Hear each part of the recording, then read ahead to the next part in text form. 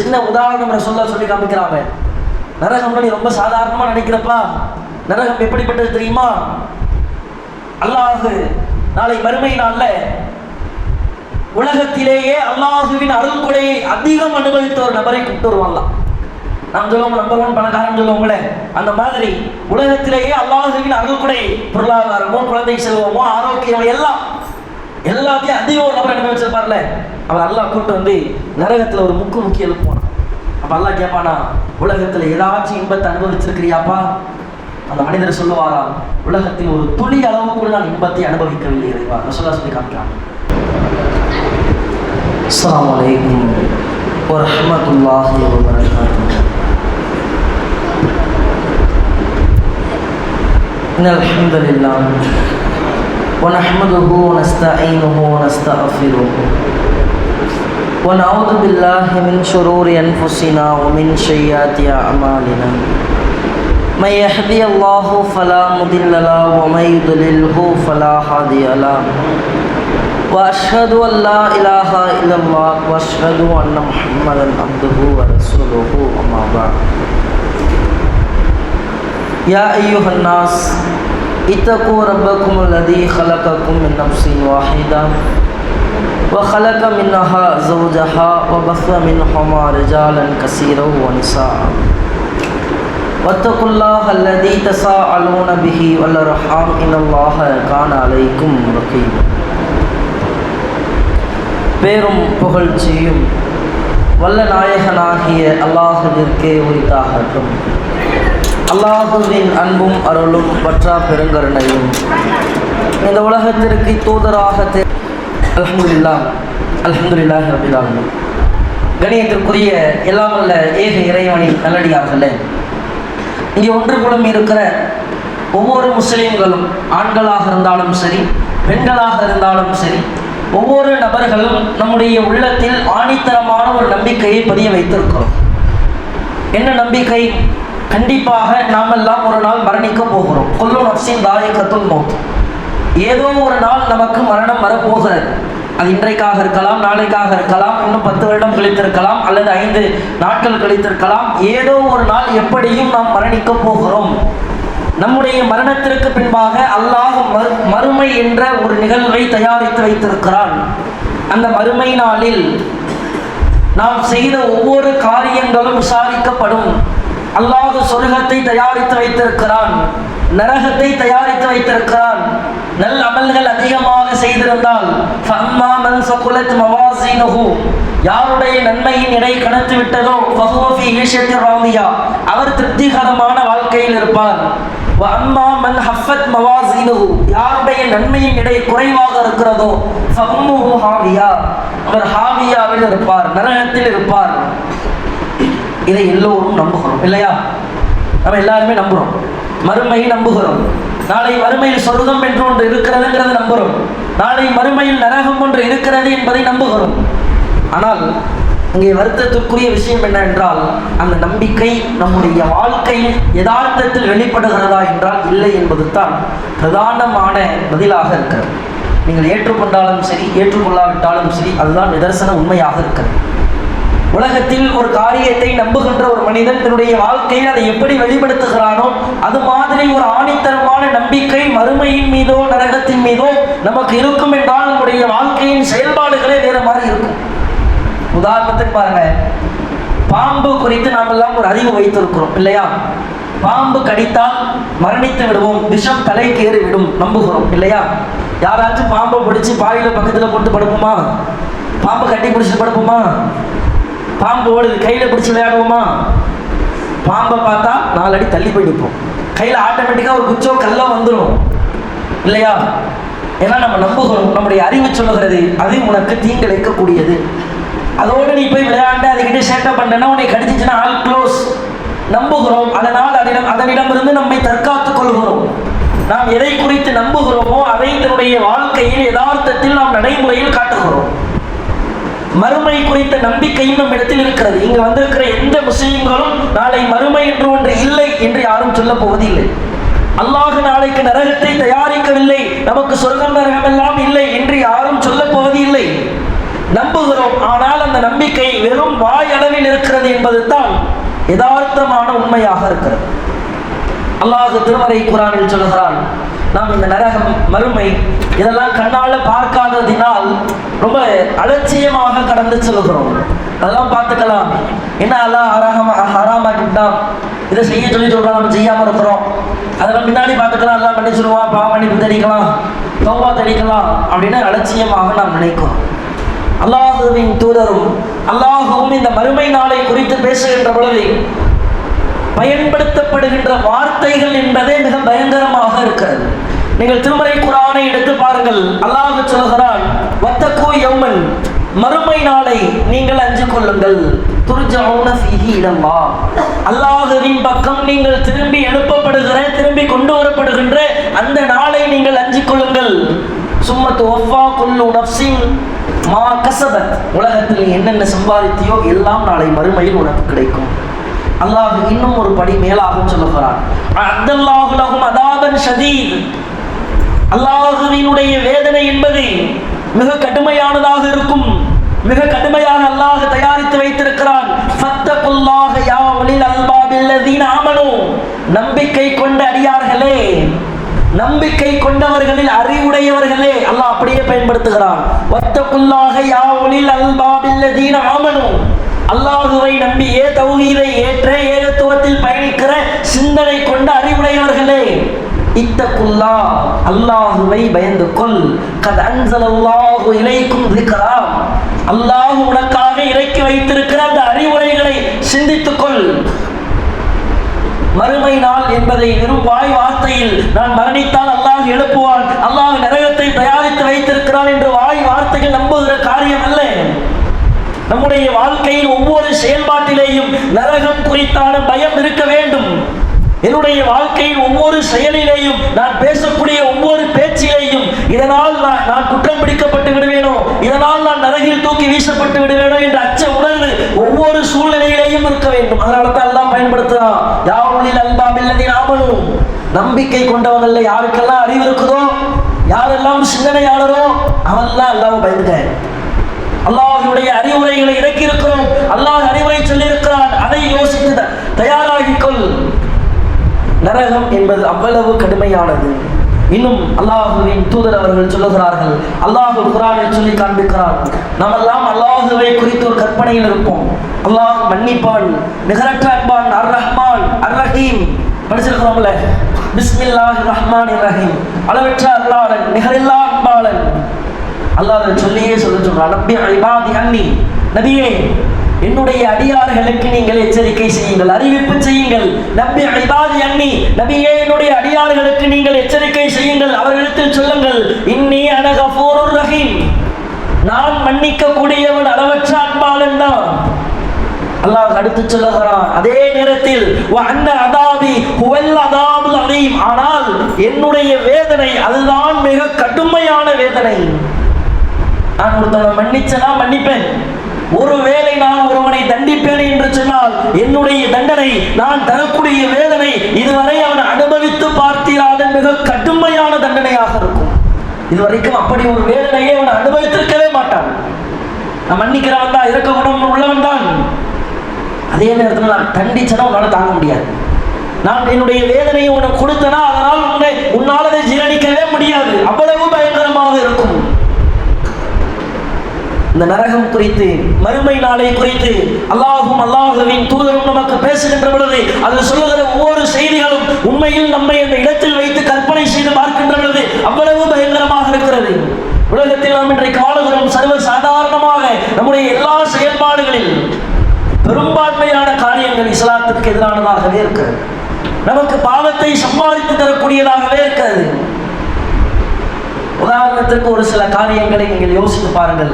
மனிதன் எப்படியெல்லாம் தன்னுடைய மனோ இச்சையின் பக்கம் செல்லுகிறான் என்று இங்கே வந்திருக்கிற எல்லா நபர்களுக்கும் தெரியும். அடுத்தவர்களை குறித்து நாம் பேசக்கூடாது, அடுத்தவர்களுடைய குறைகளை நாம் பேசக்கூடாது, எல்லா நபர்களுக்கும் தெரியும் இல்லையா? யாராவது இன்றைக்கு அதிலிருந்து விலகி இருக்கிறோமா?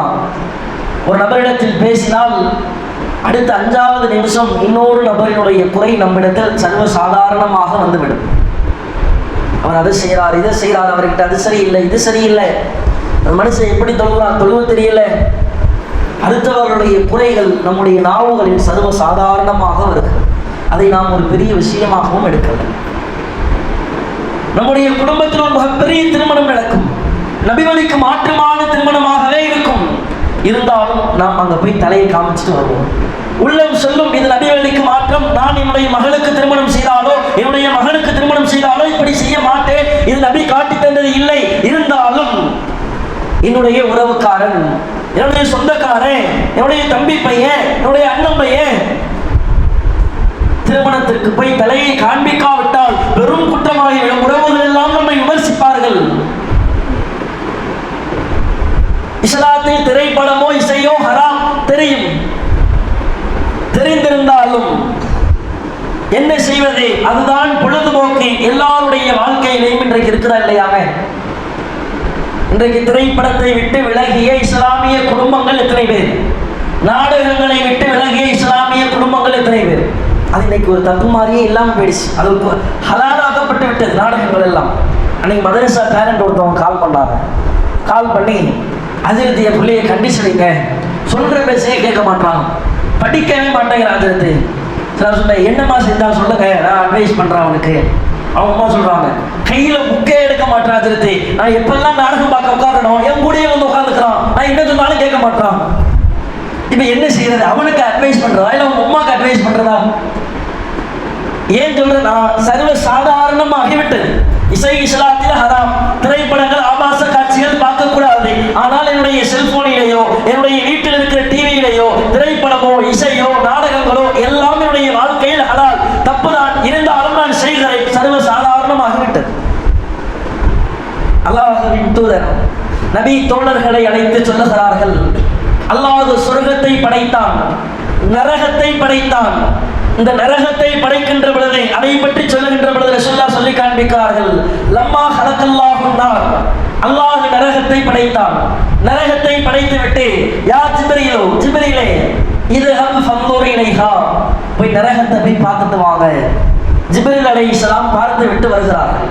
பார்த்து விட்டு வந்து சொல்கிறார்கள், ஐ ரப்பி இஸ்ஸத்திக, இறைவனுடைய கண்ணியத்தின் மீது சத்தியமாக இந்த நரகத்தை குறித்து யாரெல்லாம் கேள்விப்படுகிறார்களோ ஒரு நபர் கூட இந்த நரகத்திற்கு வர வேண்டும் என்று ஆசைப்பட மாட்டார். ஒரு நபர் கூட நரகத்தை பார்த்து விட்டாவது வந்துவிட வேண்டும் என்று நினைத்து கூட பார்க்க மாட்டார். அல்லாஹ் சொல்லுகிறான், அப்படியா? சும்மா ஹஃபஹா பிஷ்ஷஹவாத், அல்லாஹ் அந்த நரகத்திற்கு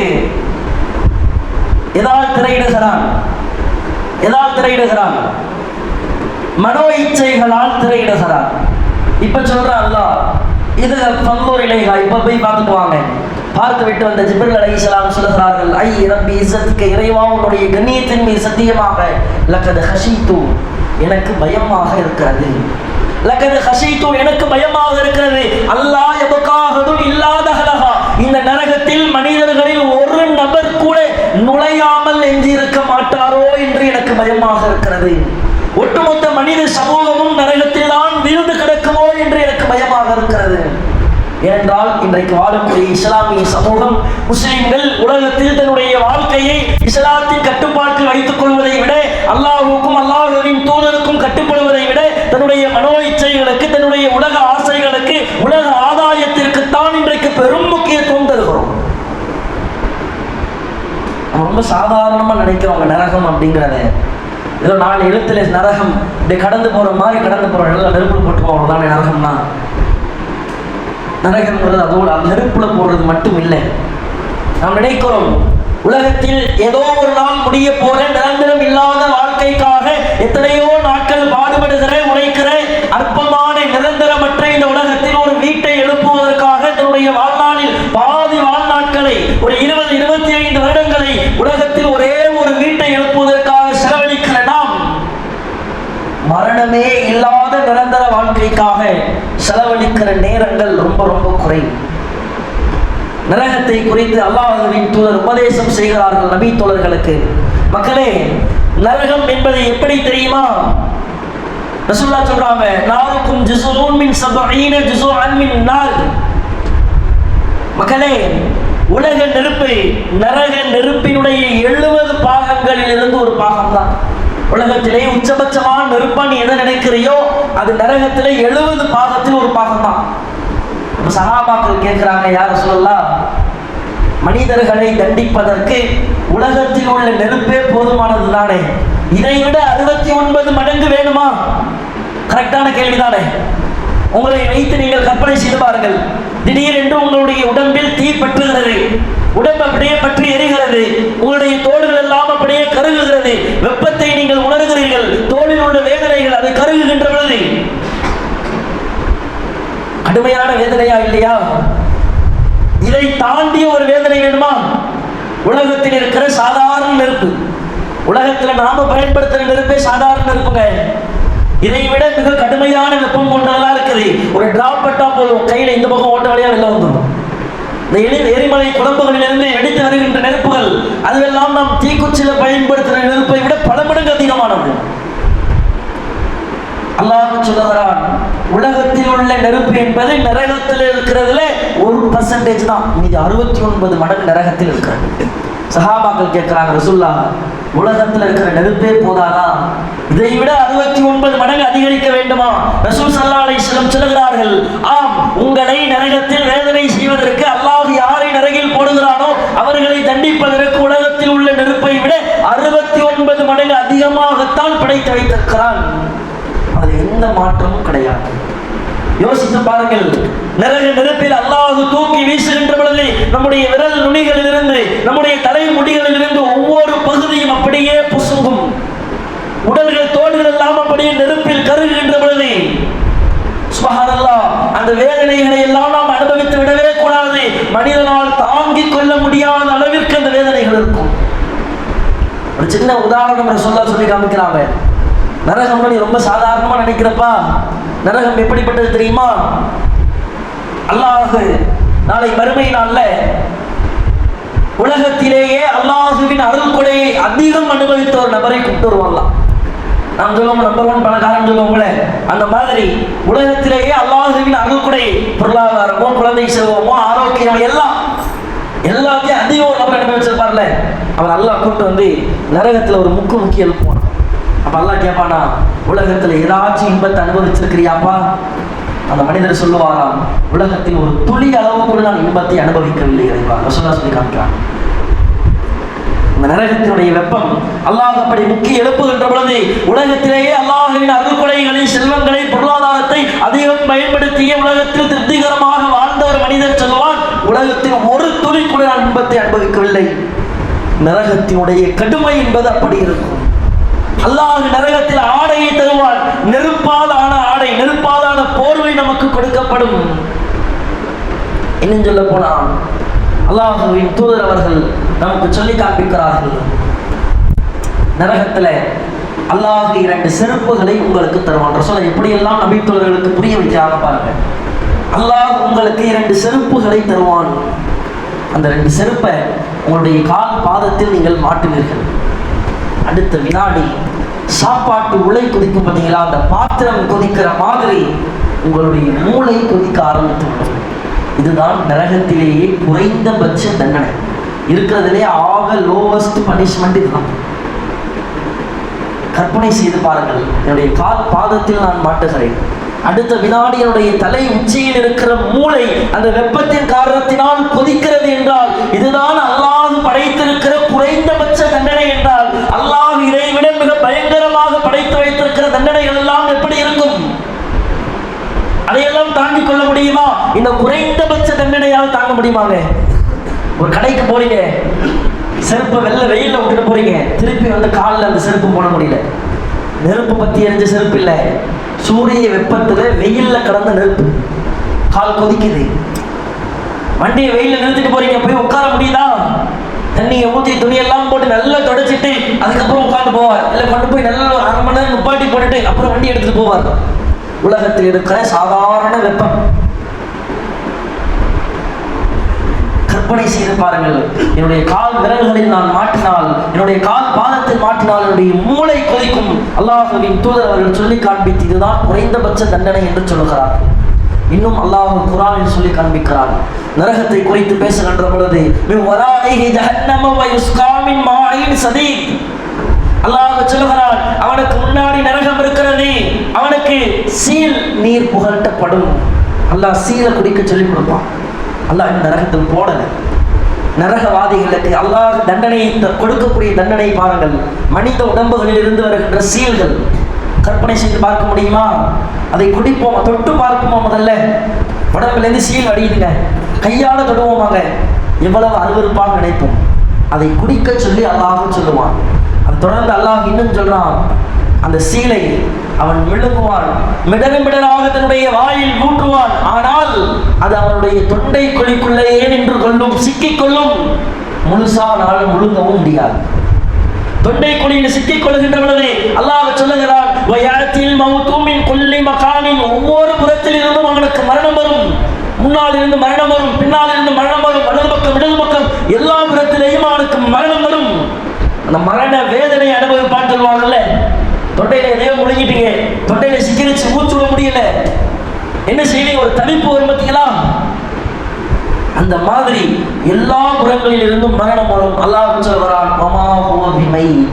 ஆனால் அவன் மரணிக்க மாட்டான். சீலை முழுங்குவான், அவனால முழுங்க முடியாது, தொண்டையில சிக்கிக்கொள்ளும், எல்லா புறத்தில் இருந்தும் மரணம் வரும், ஆனால் அவன் மரணிக்க மாட்டான். இதை சொல்லிவிட்டு அல்லாஹ் அடுத்து பதிய வைக்கிறான், இதற்கு மேலே அவனுக்கு நாம் கடுமையான தண்டனையை தயாரித்து வைத்திருக்கிறோம். இது என்னப்பா தண்டனை? இதெல்லாம் ஒரு தண்டனையா? இதுக்கு மேலே அவனுக்கு நாம் தண்டனையை தயாரித்து வைத்திருக்கிறோம். அல்லாஹ் சொல்லக்கூடியதை பாருங்கள். குல் நபியே, நீங்கள் சொல்லுங்கள், அல் ஹக்கும் மின் ரப்பிக்கும், இது அல்லாஹ்விடமிருந்து வந்த சத்தியம், உண்மை. ஃபமை யஷாஉ ஃபல்யுமின், நீ நம்பலனா நம்பு. வமை யஷாஉ யக்ஃபுர், நீ நம்பலனா போ. இது அல்லாஹ்விடமிருந்து வந்த சத்தியம். நபியே நீ சொல்லு, இது அல்லாஹ் சொல்லக்கூடிய சத்தியம். நீ நம்புனா நம்புப்பா, நம்பலனா போப்பா. இன்னா அஅதனா லில் ஆலிமீன நார், அநியாயக்காரர்களுக்காக நாம் நரகத்தை தயாரித்து வைத்திருக்கிறோம். அந்த நரகத்தினுடைய சுவர்கள் அவனை நெருங்குகின்ற போது அவன் கதறுவான், இறைவா வெப்பம் தாங்க முடியல, இன்னும் நெருப்புல தூக்கி போடல. நரகத்தினுடைய சுவர்கள் தான் அவனை சுற்றி வளைக்கிறது.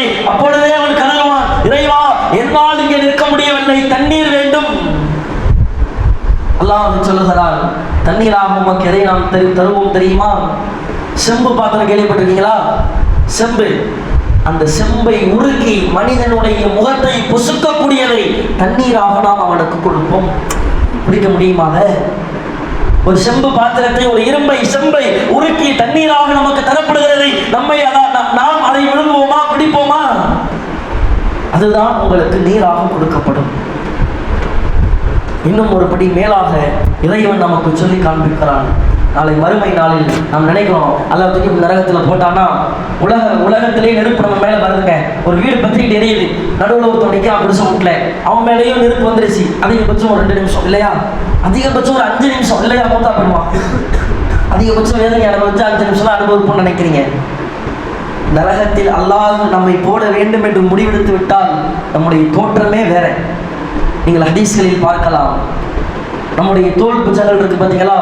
இந்த தோல் புஜத்தில் இருந்து இந்த தோல் புஜம் வரைக்கும் ரசூல் ஸல்லல்லாஹு அலைஹி வஸல்லம் சொல்லுகிறார்கள், உலகத்திலேயே மிக அதிக வேகமாக பயணிக்கக்கூடிய ஒரு வாகனத்தில் 3 நாட்கள் பயணித்தால் எவ்வளவு தூரம் பயணிப்போமோ அந்த அளவிற்கு உங்களுடைய 2 தோல் புஜங்களுக்கு மத்தியில் உள்ள இடைவெளி இருக்கும். இந்த தோல் புஜத்திலேருந்து இந்த தோல் புஜத்துக்கு வரணும்னா உலகத்துல மிக வேகமா பயணிக்கிற வாகனத்துல 3 நாள் பயணம் பண்ணா எவ்வளவு தூரம் இருக்குமோ அவ்வளவு தூரம் இருக்கும். நம்முடைய கடவாய் பற்கள் உகது மலை அளவிற்கு இருக்கும். நீங்கள் கற்பனை செய்து பாருங்கள், நரகத்தினுடைய நெருப்பு எப்படி இருக்கும் என்று. வேதனை அனுபவிப்பும் ஒவ்வொரு நொடி பொழுதும் மரணமே இல்லை, நாம் மரணிப்போம். நம்முடைய உடல்கள், தோள்கள் எல்லாம் கருகும், மரணித்து விட்டோம் என்று நினைப்போம். அல்லாஹ் புது தோலை போடுவான். வேதனை அனுபவி, மறுபடியும் அந்த தோள்கள் கருகும், வேதனையில் கூச்சலிடுவோம், கதறுவோம், மீண்டும் அல்லாஹ் புது தோலை போடுவான். இப்படியே நடந்து கொண்டு இருக்கும். இதற்கு முடிவு என்பது, உலகத்தில் ஒருத்தர் கால் இல்லாமல் கஷ்டப்படுறார், பார்வை இல்லாமல் கஷ்டப்படுகிறார், கை இல்லாமல் கஷ்டப்படுகிறார், பேச முடியவில்லை, ஊமையாக இருக்கிறார், அல்லது உலகத்தில் ஏதோ ஒரு தீக்காயம், உடல் முழுக்க கருகிவிட்டது, உயிர் மட்டும் எஞ்சி இருக்கிறது. ஒரு முடிவு உண்டு. அது 10 வயசுலையோ 15 வயசுலையோ 20 வயசுலையோ 50 வயசுலையோ 60 வயதிலேயோ மரணம் என்று ஒன்று வரும். மரணித்து விடுவார். எந்த வழியையும் உணர மாட்டார். போய் கபருக்குடியில் வச்சுட்டு வந்துடும். மறுமையில் அப்படி இல்லைங்க. ஒருவேளை அல்லாஹ் நம்மை நரகில் போட்டு விட்டால் மரணம் என்ற பேச்சுக்கு அங்க இடமில்லை. முழுக்க முழுக்க வேதனையை அனுபவித்துக் கொண்டே இருக்க வேண்டியிருந்தான். அந்த நரகத்தை நோக்கித்தான் இன்றைக்கு நம்முடைய சமூகம் பயணித்துக் கொண்டிருக்க. சாதாரணமாக நாம் கடந்து போற காரியம் அல்ல. அல்லாஹ் ஒவ்வொரு செயலையும் சொல்கிறார். திருமறை குர்ஆனை எடுத்து பாருங்கள். ஃபஹது, அவனை நீங்கள் பிடியுங்கள். நரகத்தினுடைய மையத்தில் நிறுத்தி வைக்கப்பட்டு நரக நெருப்பினுடைய விளிம்புகள் அவன் மீது தலையில் ஊற்றப்படும். இந்த இடத்திலெல்லாம் நம்மை வைத்து கற்பனை செய்து பாருங்கள். நம்மால் தாங்கிக் கொள்ள முடியுமா? அந்த நரகத்தை நோக்கித்தான் இன்றைக்கு உலகத்தில் நாம் பல காரியங்களை செய்து கொண்டிருக்கோம். குர்ஆன் ஹதீஸ் அதுவெல்லாம் இரண்டாவது பட்சம். என்னுடைய மனோ இச்சைகள் என்ன சொல்லுகிறதோ, உலகத்தில் நான் திருப்திகரமாக கவலை இல்லாமல் சந்தோஷமாக நான் நினைக்கிற போலி சந்தோஷத்தில் வாழ்வதற்காக இஸ்லாம் தடுத்திருந்தாலும் நான் அதை செய்வேன். இன்றைக்கும் பீடி குடிக்கிற சிகரெட்டு பிடிக்கிற எத்தனையோ முஸ்லிம்கள் இருக்கிறார்கள். இன்றைக்கும் அந்நிய பெண்களோடு தனிமையில் பேசுகிற எத்தனையோ நபர்கள் இருக்கிறார்கள். சர்வ சாதாரணமாக நினைக்கிறோம், மௌத்து வராதுன்னு நினைக்கிறோம். மௌத்து வராது, இத்தனை வயசுல தான் வரணும்னா யாராலையும் சொல்ல முடியாதுங்க. என்கிட்ட மதரசா படிச்ச ஒரு பையன், 4ஆம் வகுப்பு படிக்கிற பையன், மதரசாவுக்கு வந்துட்டு பாடம் ஓதிட்டு போறான். சாயங்காலம் உம்மா வாப்பா முன்னாடியே அந்த பையனை உங்க வீட்டு வாசல்ல வைத்து ஒரு பாம்பு கடிக்கிறது. ஹாஸ்பிட்டல் கூப்பிட்டு போறாங்க, காரில் வச்சு தான் கூப்பிட்டு போறாங்க. நல்ல வேகமாக காரெல்லாம் பயணிக்கிறது, நல்லா பேசிட்டு தான் வரும். ஒரே வினாடி பார்வை அப்படியே மேலே போகிறது. அந்த பையன் அப்படியே மௌத்தாகி விடுறான். வெறும் 4ஆம் வகுப்பு படிக்கிற பையன். அன்றைக்கு காலை சாயங்காலம் மதியம் பாம்பு கடிச்ச போது பையன் மௌத்தா போயிடுவான். எதுவும் யாருக்கும் தெரியாது. மரணம் எப்போது வேண்டுமானாலும் வரும். இதோ இந்த பள்ளிவாசலில் அமர்ந்திருக்கிறோம். இரவு தொழுகையை எல்லாம் முடித்துவிட்டு வித்திரு தொழுதுவிட்டு நான் சகர் உணவு சாப்பிட்டு விட்டு என்னுடைய வீட்டிற்கு செல்லுகின்ற வரை என்னுடைய உடலில் ரூஹ் இருக்குமா? தெரியாது. மலக்குல் மௌத்தை இன்றைய தினமே சந்தித்தாலும் சந்திக்க நேரிடும். என்ன செஞ்சு வச்சிருக்கிறோம்? அல்லாஹ்வின் தூதர் அவர்கள் இந்த நரகத்தை குறித்து எச்சரிக்கை செய்தார்கள். நரகத்தை பயந்து கொள்ளுங்கள் என்று சொன்னார்கள். நரகத்துடைய வேதனைகள் கடுமையாக இருக்கும் என்று சொன்னார்கள். நரகத்தை உங்களால் தாங்கிக் கொள்ளவே முடியாது டிக்ளேர் செய்த அல்லாஹ்வின் தூதர் சொன்னார்கள். அதிலிருந்து தப்பிப்பதற்கும் ஒரு வழியை சொன்னார்கள். ஏராளமான நல்ல அமல்கள் நம்மை நரகத்திலிருந்து காப்பாற்றும். அதே நேரத்தில் அல்லாஹ்வின் தூதர் குறிப்பிட்டு சொன்னார்கள், மக்களை பார்த்து பேசினார்கள், மக்களே இத்தக்குன்னார், நரகத்தை எஞ்சிக் கொள்ளுங்கள். ரசூலுல்லாஹ் முகத்தை திருப்பிக்கிறாங்க. ரசூலுல்லாஹ்வுடைய முகம் கோபமாக இருக்கிறது. மீண்டும் மக்களை பார்க்கிறார்கள், இத்தக்குன்னார், நரகத்தை பயந்து கொள்ளுங்கள். முகத்தை திருப்பிக் கொள்கிறார்கள். மீண்டும் மக்களை பார்த்து சொல்லுகிறார்கள், இத்தக்குன்னார், நரகத்தை பயந்து கொள்ளுங்கள். வலவுபிஷிக்கி தம்பரத்தின், ஒரு பேரித்தம்பளத்தின் துண்டையாவது தர்மம் செய்து உள்ள நரகத்திலிருந்து காப்பாற்றிக்கிறாங்க. தர்மம் என்ற அமல் நம்மை நரகத்தில் இருந்து காப்பாற்றும் என்று அல்லாஹ்வின் தூதர் சொல்லி தந்தாங்க. நம்ம நினைக்கலாம், நான் தர்மம் செய்யறேன்ப்பா, நான் செய்யாமையா இருக்கிறேன். இங்க இருக்கிற எல்லோரும் தர்மம் செய்திருப்பீர்கள், ஏதோ ஒரு வகையில் செஞ்சிருக்கீங்க. பள்ளிவாசலுக்காக கொடுத்திருப்பீங்க, நோன்பு கஞ்சிக்காக கொடுத்திருப்பீர்கள், இஃப்தாருக்காக கொடுத்திருப்பீர்கள், சகர் உணவுக்காக கொடுத்திருப்பீர்கள், அல்லது ஏதோ ஒரு ஏழைக்கு உணவு வாங்கி கொடுத்திருப்பீர்கள். ஏதோ ஒரு வகையில் தர்மம் செய்திருப்போம். ஒரு வாட்டி செஞ்சுட்டா, அல்லது ஒரு 2 முறை செய்துவிட்டால், வருடம் ஒவ்வொரு முறையும் செய்துவிட்டால், அல்லாஹ்வின் தூதர் அவருடைய தர்மத்தை குறித்து ஹதீஸ்கள் பேசுகிறது. அல்லாஹ்வின் தூதர் இந்த ரமலான் மாதத்தில் தொடர்ச்சியாக வீசுகின்ற காற்றை விட வேகமாக ரமலான் மாதத்தில் தர்மம் செய்வார். ரமலான் மாதம் சாதாரணமாக செய்கிற நன்மையும் பல மடங்கு பெருக்கி தரும். நரகத்தில் இருந்து நம்மை காப்பாற்றக்கூடிய காரியமாகவும் இந்த தர்மம் என்பது இருக்கும். நாம் தர்மம் செய்கிறோம், அந்த தர்மத்தை சதக்கத்துல் ஜாரியாவாக ஆக்க முயற்சி செய்யுங்கள். நான் ஒரு பொருளை தர்மம் செய்கிறேன், ஒரு காரியத்தை தர்மம் செய்கிறேன், இத்தனை ரூபாயை தர்மம் செய்கிறேன். இந்த தர்மத்தினால் நான் மரணித்ததற்கு பின்பாகவும் எனக்கு நன்மைகள் வந்து சேர்ந்து கொண்டே இருக்க வேண்டும். எண்ணில் அடங்காத தர்மங்கள், எண்ணில் அடங்காத நன்மைகள் என் பெயரில் பதிவாகி கொண்டே இருக்க வேண்டும். உலகத்துல சம்பாதிப்பதற்கு எவ்வளவு கஷ்டப்பட்டிருப்போம். இங்கெல்லாம் வெளிநாட்டிற்கு போன சகோதரர்கள் இருப்பீர்கள். வெளிநாட்டினுடைய கஷ்டம் நான் சொல்லி உங்களுக்கு புரிய வேண்டியது இல்லை, நீங்கள் அதை அனுபவித்தவர்கள். மனைவியை விட்டு பிள்ளைகளை விட்டு, பெற்றோரை விட்டு, யாரோ ஒரு நபருக்கு கீழ் மொழி தெரியாத இடத்தில் கொடுக்கப்பட்ட வேலையை மட்டும் செய்து கொண்டு சரியான சாப்பாடு இல்லாமல் செல்போன்ல வீடியோ கால்ல புள்ள வாப்பான்னு சொல்ற, அத்தான் சொல்லுகிற அந்த ஒரு வார்த்தையை எதிர்பார்த்து பல வருடங்கள் வெளிநாட்டில் கஷ்டப்பட்டு பொருளாதாரத்தை சம்பாதிப்போம். என்ன சொல்லுவோம்? ஒரே ஒரு வீடு கட்டிட்டோம்னா முடிஞ்சிருச்சு பாய், குடும்பத்தோட வந்து அல்லான்னு இருந்துருவேன். கடன் இருக்கு, அதை மட்டும் அடைச்சிட்டோம், குடும்பத்தோட வந்து அல்லான்னு இருந்துருவேன். ஒரு வீட்டுக்காக கஷ்டப்படுறீங்கல்ல. ரசூல் ஸல்லல்லாஹு அலைஹி வஸல்லம் நபி தோழர்களை பார்த்து கேட்கிறாங்க, மக்களே, உங்களில் யாராவது உங்களுடைய பிள்ளையின் சொத்துக்கு ஆசைப்படுவீங்களா? நம்ம கிட்ட யாராச்சும் அப்படி கேட்டால் நம்ம என்னங்க பதில் சொல்லுவோம்? நானே கேட்குறேங்க, உங்கள் பிள்ளை சொத்துக்கு நீங்கள் ஆசைப்படுவீங்களாங்க? நம்ம என்ன சொல்லுவோம்? நான் ஏன் பாய் அவன் சொத்துக்கு ஆசைப்படணும்? நான் சம்பாதிக்கிறேன், வேலை பார்க்குறேன், நான் ஏன் அவன் சொத்துக்கு ஆசைப்படணும்? நபி தோழர்களும் அப்படித்தான் சொன்னாங்க. அல்லாஹ்வின் தூதரே, எங்களில் எவரும் எங்களுடைய பிள்ளை சொத்துக்கு ஆசைப்பட மாட்டார். ரசூலுல்லாஹ் கேட்குறாங்க, அப்படியா? பிள்ளை சொத்துக்கு ஆசைப்பட மாட்டீங்களா?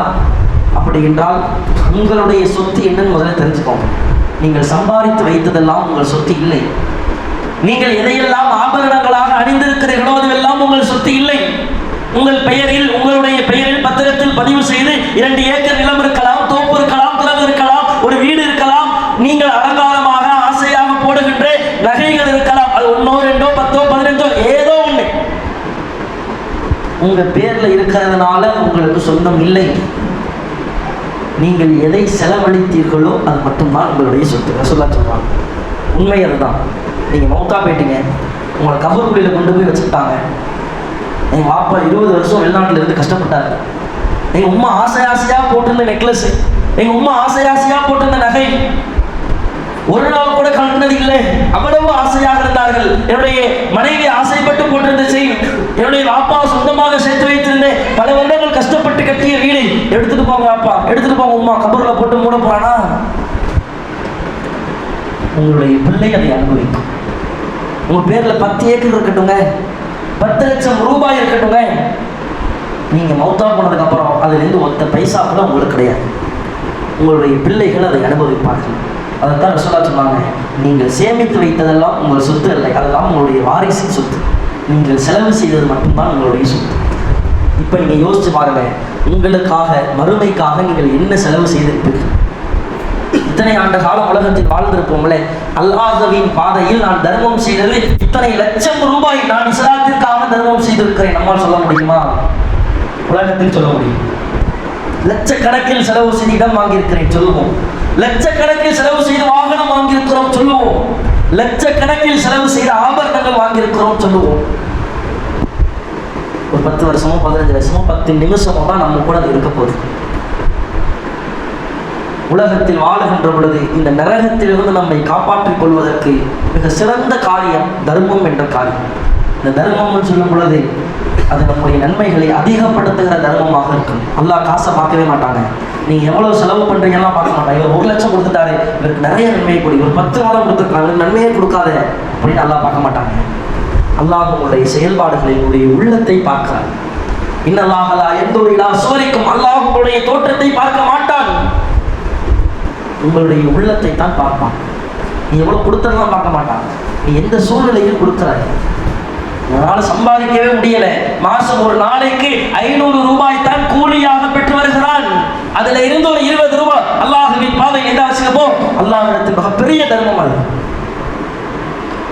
அப்படி தர்மம் செய்து பழகுங்கள். தர்மம் என்பதை ஏதோ ஒரு நாள், என்றைக்கோ ஒரு நாள், ஏதோ ஒரு மாதம் செய்வதாக நினைக்காதீர்கள். நம்முடைய வாழ்க்கையில் ஒவ்வொரு நாளும் ஏதோ ஒரு நபருக்கு ஏதோ ஒரு வகையில் நாம் தர்மம் செய்ய வேண்டும்.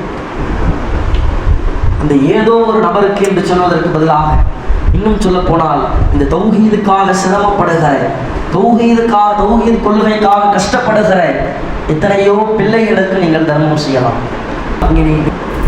அல்லாஹ்வின் தூதர் சொல்றாங்களே, நாளை மறுமையில் அல்லாஹ் சொர்க்கத்தில் ஒரு நபருக்கு மிக உயர்ந்த அந்தஸ்தை கொடுப்பானாம்.